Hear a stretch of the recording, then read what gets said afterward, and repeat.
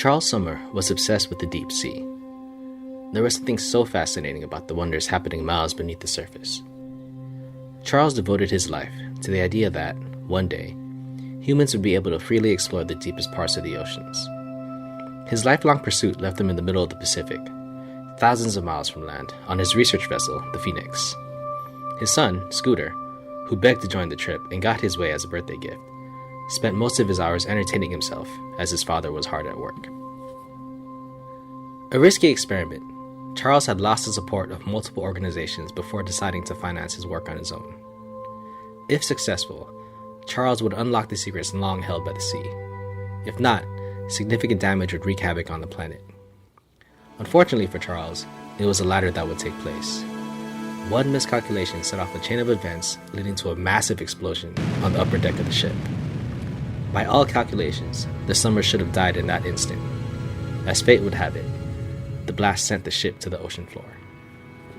After the initial shock, Charles did what he knew best. He worked. Modifying his deep-sea drones to send messages to the surface, he hoped to learn what happened above water and make contact for rescue. The Phoenix had a release hatch that allowed Charles to send his drones into the ocean without taking water into his vessel. However, upon release, Charles would watch the live feed, and after a few minutes he would see flames, followed by bubbling, and then a blinding light. After the light faded, only the audio feed of ocean garble was left until that too faded away. This happened over and over again. And while Charles would rather work on almost anything else, this was his only chance for survival. Scooter found ways to make the best of his new living situation. What interested him the most were the shadows he saw outside the port window on his ship. Though all he could see were blurs, he would spend hours talking to his new friends. They always told him to come out and play. If they could live underwater, so could he. Scooter would beg his father to let him out, but Charles, of course, would never oblige. They had to wait to be rescued. Going on their own would mean death. After repeated failures, Charles was at his wit's end. Nothing but flames, bubbles, and lights. Scooter wasn't making it any easier. He continued to pester his father about leaving the ship. In response, Charles blocked off the port window and told Scooter to focus on what was in the ship. So that's what Scooter did. The drones looked like they'd be great new friends to have. Scooter also enjoyed watching his father work.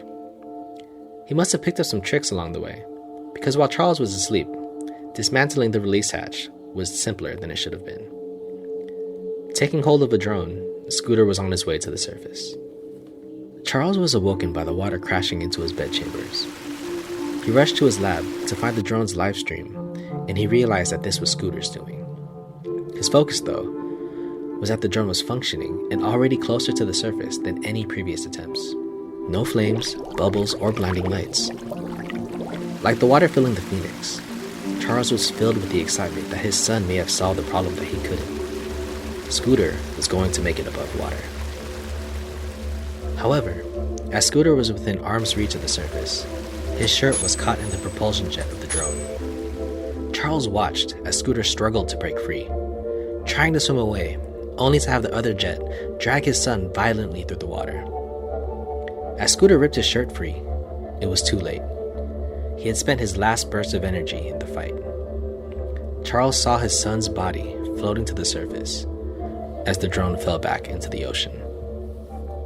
Charles sat in his lab, accepting his complete failure as a researcher and a father.